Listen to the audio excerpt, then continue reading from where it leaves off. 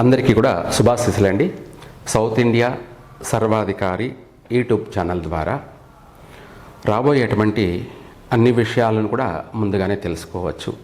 అయితే ఇప్పుడు ముఖ్యంగా మనం చేస్తున్నటువంటి ఈ యొక్క వీడియో విషయం ఏంటంటే, మనకు రేపు రాబోయేటువంటి శనివారం 31వ తారీఖు, అలాగే 1వ తారీఖు, 2వ తారీఖు, ఈ వారంలో ఆంధ్రప్రదేశ్ విశాఖ నగరం కావచ్చు, లేదంటే తమిళనాడు కావచ్చు, అలాగే కేరళ కావచ్చు, అలాగే ఇవే కాకుండా అండమాన్ దీవులు కావచ్చు, లేకపోతే థాయిలాండ్ కావచ్చు, ఈ ప్రాంతాల అంతా కూడా సముద్ర తీర ప్రాంతాలు మాత్రం చాలా వరకు ముంపుకు గురయ్యే అవకాశం ఉంది. ఎందుకంటే ఈ యొక్క వారంలో ఈ మూడు తారీఖుల్లో కూడాను, అనగా 31, 1, 2, 3 వరకు కూడా భూగర్భం, అలాగే దానికన్నా చెప్పాలంటే కూడా సముద్ర గర్భంలో భూకంపం వచ్చే అవకాశము ఉంది. దాని ప్రభావం వల్ల సముద్రంలో అల్లకల్లోలం ఏర్పడి సునామీ వచ్చే అవకాశం కూడా ఉంది. అందుకనేసి ఏది ఏమైనప్పటికీ కూడా మనం ప్రజలు అందరినీ కాపాడవలసిన బాధ్యత గురువులది. అదేవిధంగా ప్రభుత్వాలు కూడాను. అయితే ఇక్కడ ఇంకొక మంచి విషయం ఏంటంటే, ప్రభుత్వము ఆల్రెడీ చాలా శ్రద్ధ పెట్టి ప్రజలందరినీ కూడా ఏ విధంగా అయితే కాపాడాలో ఆ విధంగా వాళ్ళ ప్రయత్నాలు ఆల్రెడీ మొదలుపెట్టేశారు ప్రభుత్వాలు. ఆంధ్రప్రదేశ్ ప్రభుత్వం అంటే మనకు గౌరవనీయులు నారా చంద్రబాబు నాయుడు. అయితే వాళ్ళ ముందు చూపు, వాళ్ళ యొక్క ప్రజల మీద ఉన్నటువంటి ప్రేమ, అభిమానం, అలాగే ప్రజలపైన ఉన్నటువంటి భక్తి ఎంతో శ్రద్ధ చూపిస్తూ ముందు చూపుగా ప్రజలందరినీ కూడా కాపాడాలన్నటువంటి వాళ్ళ యొక్క ఉద్దేశంతో శ్రద్ధ పెట్టి ఆంధ్రప్రదేశ్ అంతా కూడా ముందే అలర్ట్ జారీ చేశారు. అలాగే అన్ని విధాలు కూడా ప్రజలను ఏ విధంగా అయితే కాపాడగలుగుతామో ఆ విధంగా వాళ్ళ ప్రయత్నాలు వాళ్ళు చేస్తున్నారు. దీనికి గాను ప్రభుత్వానికి నా యొక్క శుభాశీస్సులు. ఎందుకంటే ప్రజలను ఎవరైతే కాపాడుతారో వాళ్ళే దేవుళ్ళు. అందులోనూ రాష్ట్రానికి రాజు కాబట్టి ఈయనను గౌరవనీయులు శ్రీ నారా చంద్రబాబు నాయుడు అనడం కన్నా కూడా గౌరవనీయులు శ్రీ శ్రీ శ్రీ నారా చంద్రబాబు నాయుడు గారు అంటే ఇక్కడ 3 శ్రీలు చేర్చవచ్చు. ఎందుకంటే అది అత్యంత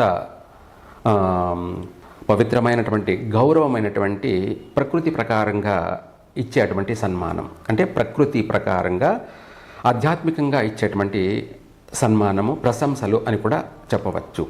ఇక్కడ 3 శ్రీలు చేర్చడం అనేది తప్పకుండా ఇది ఆయనకు ఆపాదించవచ్చు. ఎందుకంటే ఏ ప్రభుత్వమైనా, ఏ రాజకీయ నాయకులైనా, అంటే రాజు, ఆయన చక్రవర్తి, అందరూ కూడా ఎవరైనా సరే ప్రజలందరినీ కాపాడాలి.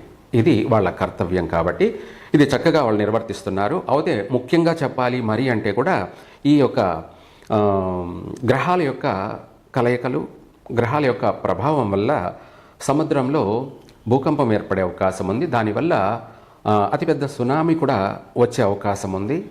ఆ సునామీ నుంచి ప్రజలందరూ కూడా అప్రమత్తులై జాగ్రత్తగా మిమ్మల్ని మీరు రక్షించుకోండి. మా తరపు నుంచి మేము చేయవలసినటువంటి ఆధ్యాత్మికమైనటువంటి కార్యక్రమాలు మేము చేస్తున్నాం. అలాగే ప్రభుత్వాలు చేసేటువంటి వాళ్ళ యొక్క అలర్ట్ అయి వాళ్ళు చేయాల్సిన ప్రయత్నాలన్నీ కూడా వాళ్ళు చేస్తున్నారు. అందుకు గాను నాకు ఎంతో సంతోషం. ఇదే కాకుండా ప్రజలు కూడా మనకు ఈ యొక్క ప్రకృతి ఉపద్రవాలు వచ్చేటప్పుడు మనకు అవసరాన్ని బట్టి చాలామంది అంటుంటారు, ఏమని, మీకు ఎంతమంది దేవుళ్ళు, మీకు ఎంతమంది దేవీ దేవతలు, మీరు ఎంతమందిని పూజిస్తారు, చెట్టుని, పుట్టని, రాయిని కూడా పూజిస్తారు, మీరేమి హిందువులు అనేవాళ్ళు కూడా చాలామంది ఎక్కువైపోయారు. దీన్నే అవసరాన్ని బట్టి ప్రజలను వాళ్ళు సంరక్షించుకోవడమే కాకుండా ప్రకృతిని కూడా సంరక్షించడం. అంటే చెట్టులని, పుట్లని, పశు పక్షాదులని, మూగ జీవాలని అన్నిటినీ కూడా సంరక్షించేటువంటి బాధ్యత మానవుడిది, అంటే మనిషిది. అందుకు లోకమంతా సుభిక్షంగా ఉండాలి, అలాగే లోకాన్నంతా కూడా సంరక్షించాలి, లోకాన్నంతా కూడా కాపాడాలి. ఎటువంటి ఉపద్రవాలైనా సరే జరగకుండా, ఎటువంటి నష్టాలు కూడా జరగకుండా ఉండడానికి అవసరాన్ని బట్టి మనము ఒక్కొక్క దేవీ దేవతలను పూజించుకుంటూ ఆరాధించుకుంటూ వచ్చాం. అందులో మనకు కొన్ని లక్షల సంవత్సరాల కిందట మొట్టమొదటిగా ఎవరినైనా పూజించేవాళ్ళు అంటే అది గంగమ్మని, పెద్దమ్మ అంటారు. గంగాదేవిని పెద్దమ్మ అంటారు. ఈ గంగాదేవి అందరికీ కూడా పెద్దమ్మ, పెద్ద తల్లి. ఎందుకంటే ఈ యొక్క గంగాదేవిని శివుడే జటాజూటాన ధరించి లోకానికంతా కూడా దాహం తీర్చాడు, అవసరాన్ని తీర్చాడు.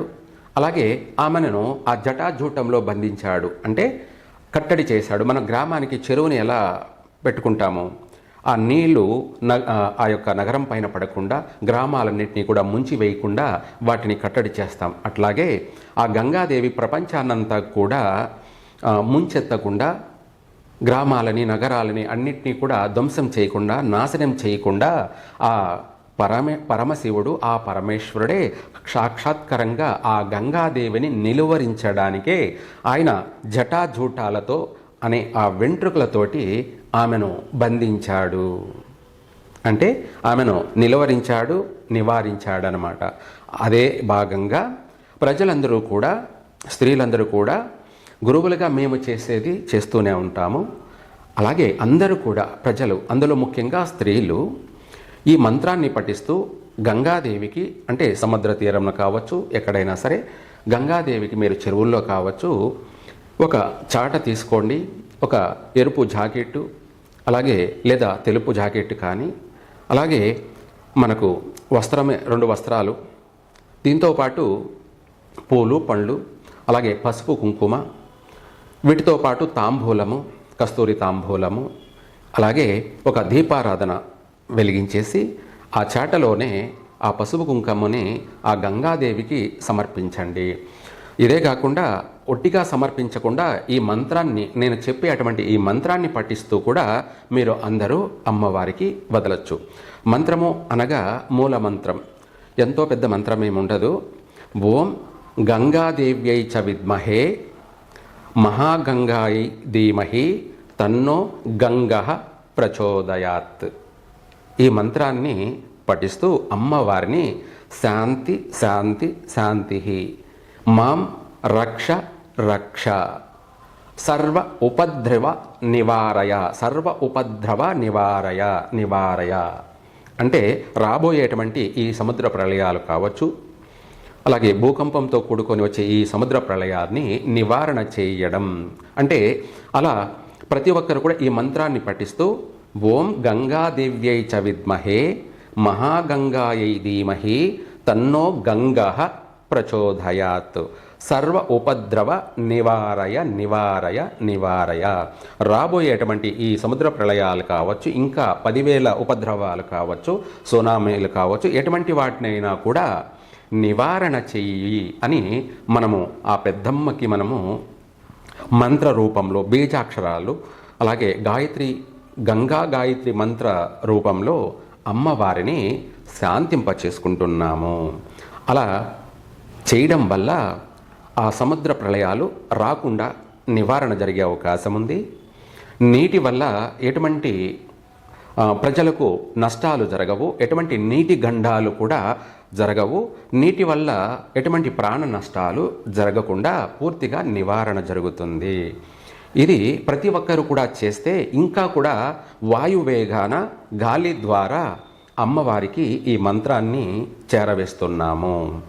మనము చెప్పే ఈ యొక్క మంత్రం వాయువేగంతో రాబోయే ఇటువంటి గాలి ఏదైతే ఉందో, ఎన్ని కిలోమీటర్ల వేగంతో వస్తుందో అంతకంటే ఇంకా కూడా వేగంతో ఆ మంత్రము గాలి ద్వారానే అమ్మవారికి చేరుతుంది. సముద్రం అంతా కూడా ఈ మంత్రం సముద్రాన్నంతా కూడా గాలితోటి చుట్టి వేస్తుంది. అంటే జటాజూటాలతో ఆ పరమశివుడు గంగాదేవిని ఎలా బంధించాడో మనం ఈ మంత్రంతో కూడా ఆ గంగాదేవిని అలాగే బంధించవచ్చు.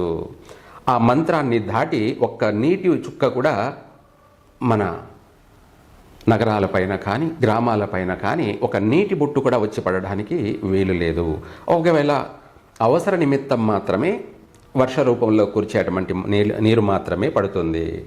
సముద్రం నుంచి ఉప్పొంగి వచ్చేటువంటి ఉపద్రవంతో కూడుకొని వచ్చేటువంటి ఆ రాకాసి అలలు మనకు సముద్ర తీరాన్ని దాటి రావడానికే వీలు లేదు. కాబట్టి ఈ మంత్రాన్ని అందరూ పఠించండి. మేమెందుకు ఈ వీడియో కూడా చెప్తున్నామంటే, నష్టం జరిగిపోయిన తర్వాత ఏమీ చేయలేం కదా. నా బాధ్యత కూడా, ప్రపంచాన్ని కాపాడవలసినటువంటి బాధ్యత, కర్తవ్యం కూడా నాది కాబట్టి నేను చేస్తున్నాను. మీరు అందరూ కూడా ఈ మంత్రాన్ని చెయ్యండి. ప్రపంచమంతా కూడా క్షేమంగా ఉంటుంది. రాబోయేటువంటి ఈ సముద్ర ప్రళయాలు నివారణ జరుగుతాయి. ఎటువంటి సునామీలు రావు. చక్కగా పశుపక్షాదులు కానీ జీవరాశులు కానీ, దానికన్నా ముఖ్యంగా మనుషులు అందరూ కూడా ఆ గంగాదేవి నుంచి, ఆ యొక్క సునామీ నుంచి రక్షింపబడతారు. అందరూ కూడా క్షేమంగా ఉంటారు. సర్వే జన సుఖినో భవంతు.